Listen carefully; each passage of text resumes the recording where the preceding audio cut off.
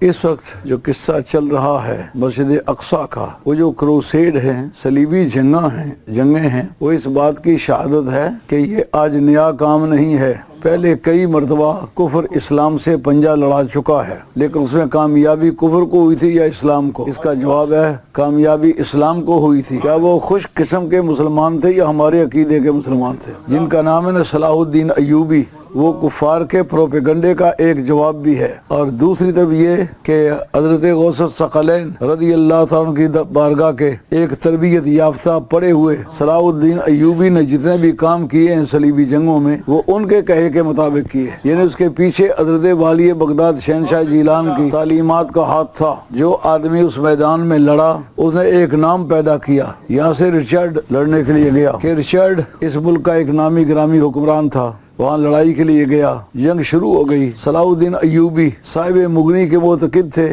ان کی تعلیمات کے مطابق عمل کیا، کرتے کرتے وہ وقت آیا کہ ریچرڈ کی تلوار ٹوٹ گئی۔ صلاح الدین ایوبی نے اپنی تلوار اس کو دی۔ عرب لوگ آخری دم تک 3 تلواریں رکھتے رہے، ایک لڑائی کے لیے، ایک اپنے لیے سپیر، ایک دشمن کی اگر تلوار ٹوٹ جائے، نہتا ہو جائے تو اس کو فیصلہ کن جنگ سے پہلے تلوار فراہم کی جائے، تاکہ وہ یہ نہ کہہ سکے میں نہتا تھا، مجھے کسی نے مار ڈالا، یا میں اس لیے مغلوب ہو گیا کہ میرے پاس تھا کچھ نہیں۔ صلاح الدین ایوبی کی وہ جو سفید تلوار تھی دشمن کے لیے، آپ نے اس کو سپلائی کی۔ ان کا اب جوان مردانگی کے جوہر دکھا، اب وقت ہے تیری مردانگی کا۔ اب جناب اسی کشمکش میں صلاح الدین ایوبی کی تلوار ریچرڈ کے گھوڑے کی گردن پہ لگی، گردن وہ جا لگی۔ اب آپ نے اپنے آپ کو وہاں روک لیا، ان کا پریشان نہ ہو، اس حالت میں تمہیں مارنے کے لیے تیار نہیں ہوں، کیونکہ تمہارے پاس گھوڑا نہیں ہے۔ دوستوں کو حکم دیا جاؤ جا کر کے اس کے لیے گھوڑا لے آؤ۔ جب گھوڑا لایا گیا، اچنبے کی بات ہے کہ نہیں،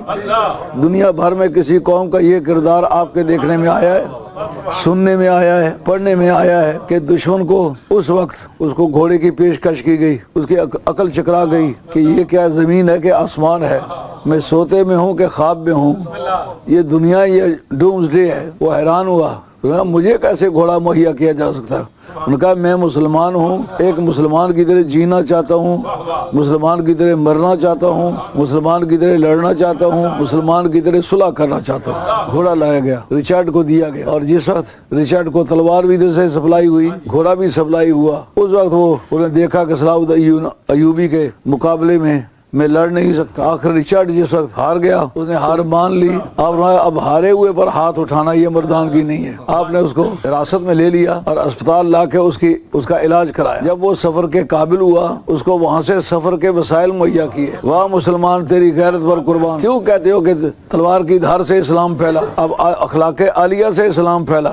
مولاي صل وسلم دائما ابدا على حبيبك خير الخلق كلهم